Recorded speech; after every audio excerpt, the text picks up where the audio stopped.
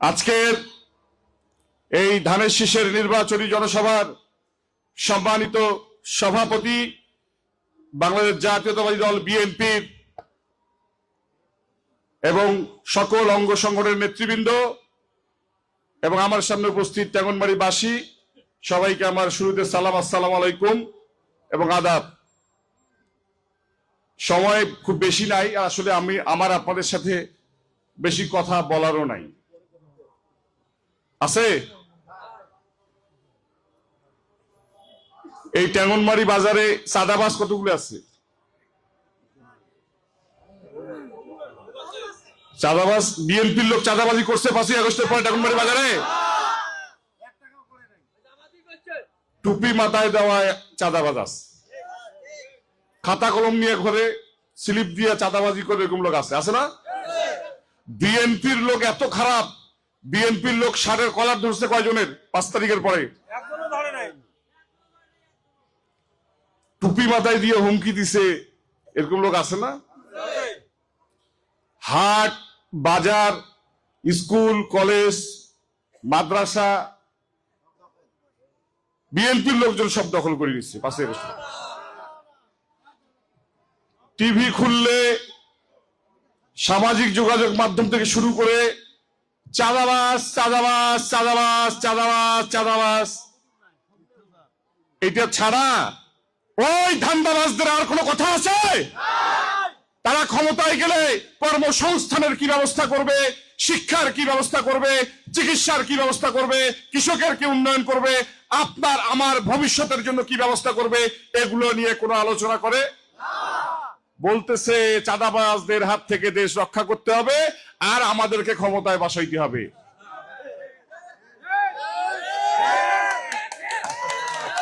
চাঁদাবাজদের ক্ষমতা কি হটাইতে হবে আর আমাদেরকে নিয়ে আসিয়ে ক্ষমতায় বসাইতে হবে।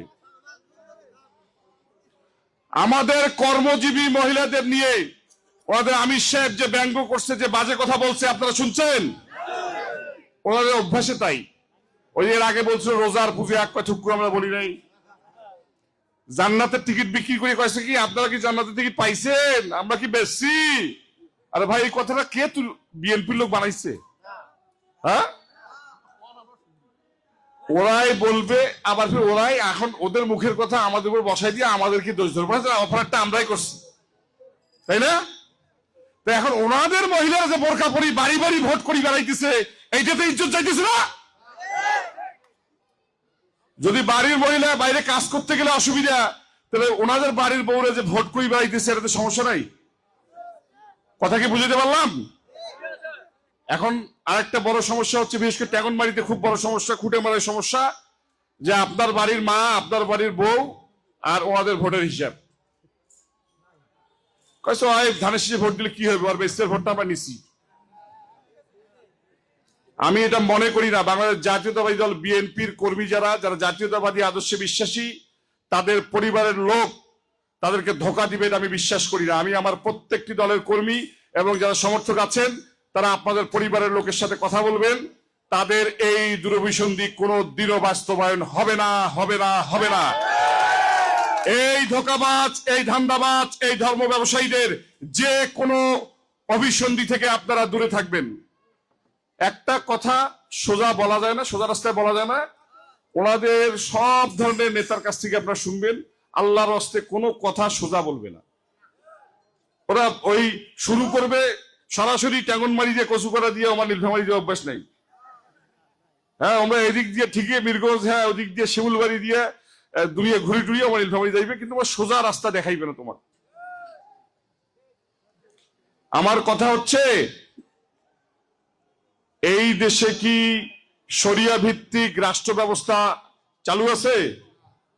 তাইলে কেন আপনারা, একটু আগে আমার নেতা বলছে যে টুপি মাথায় দিয়া আপনারা ইয়ানতের নামে চাঁদা কালেকশন করেন? হ্যাঁ, ওই টাকা থেকে কি ওরা জাকাত দেয়? ওই টাকা থেকে কি আপনাদের চিকিৎসার খরচ দেয়? ওই টাকা যা ওরা ওই ইয়ানতের টাকা নেয়, নিজেদের প্রয়োজনে ব্যয় করে, দলের প্রয়োজনে ব্যয় করে। মিথ্যা কথা বললাম? এই যে যেখানে দাঁড়ায় বক্তব্য দিচ্ছি, এই প্রতিষ্ঠানটা কি দখল হয়েছে না 5ই আগস্টের পরে? তো এটা কি দখল মুক্ত করা লাগবে না? এটাও দখল করছে, আবার আর একটা চেয়ার যে বলে দখল করছে ওটাও 2 নম্বরের সার্টিফিকেট দিয়ে।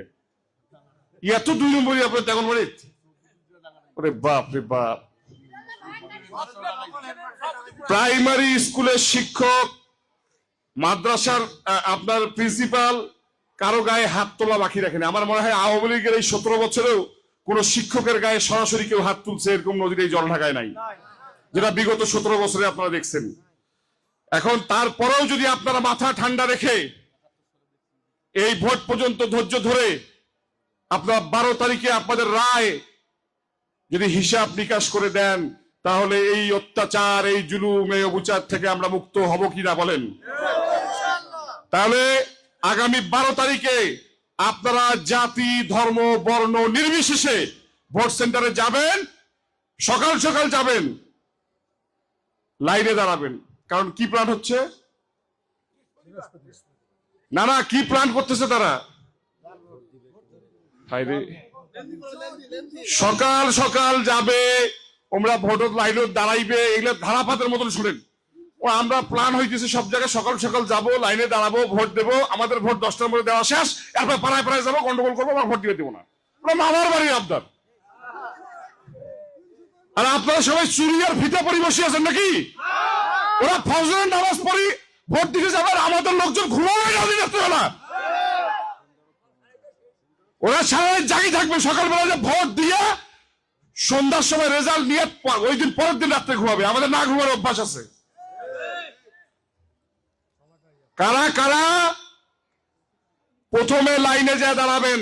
জামাত ইসলামের লোকের আগে যা লাইনে সেন্টারে দাঁড়াবেন, একটু হাত তুলে আমাকে দেখান।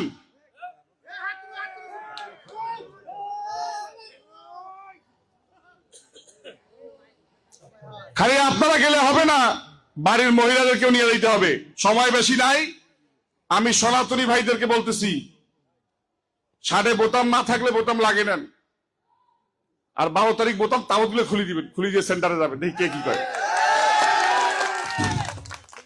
কোন সনাতনী ভাইয়ের দিকে যদি এই কয়দিন আজকে থেকে 12 তারিখ পর্যন্ত এবং 12 তারিখ সেন্টার থেকে ভোট দিয়ে আসা পর্যন্ত এবং ভোটের রেজাল্ট হওয়ার পরবর্তী 72 ঘন্টা কেউ আঙ্গুল তুলে, কেউ চোখ তুলে তাকায়, আমরা তার বিরুদ্ধে সর্বোচ্চ ব্যবস্থা গ্রহণ করব।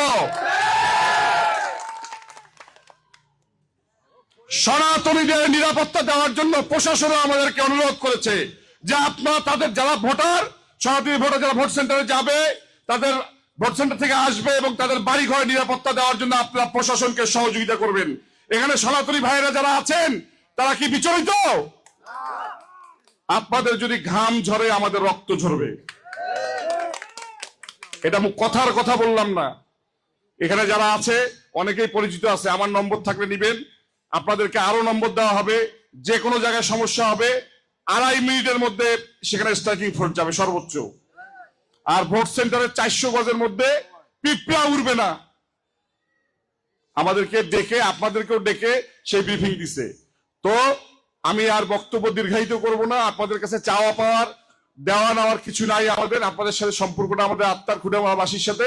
আমরা খুঁটামারা নাকি স্বাধীন হয় নাই, হয়েছে? খুঁটামারা আগামী 12 ফেব্রুয়ারি স্বাধীন করার দায়িত্ব আপনারা নিজের হাতে তুলে নেবেন। আপনারা প্রত্যেকেই ওই দিন এক একজন আল্লাহ শহীদ হিসেবে ভোট সেন্টারে যাবেন, এই আশাবাদ ব্যক্ত করে আপনারা যারা এখানে উপস্থিত হয়েছেন তাদের প্রতি কৃতজ্ঞতা প্রকাশ করে এবং যারা আয়োজক আছেন তাদেরকে ধন্যবাদ জানিয়ে আমার আব্বার জন্য দোয়া চেয়ে, আমার জন্য দোয়া চেয়ে আমি আমার বক্তব্য এখানে শেষ করব। বাংলাদেশ জাতীয়তাবাদী দল জিন্দাবাদ, বাংলাদেশ জিন্দাবাদ, শহীদ রাষ্ট্রপতি জিয়া রহমান অমর হোক, বড়ভাগ খালেদা জিয়া অমর হোক, তারুণ্যের অহংকার তারেক রহমান জিন্দাবাদ, আল্লাহ শহীদ আলী জিন্দাবাদ, খুঁটামারাবাসী জিন্দাবাদ। আসসালামু আলাইকুম।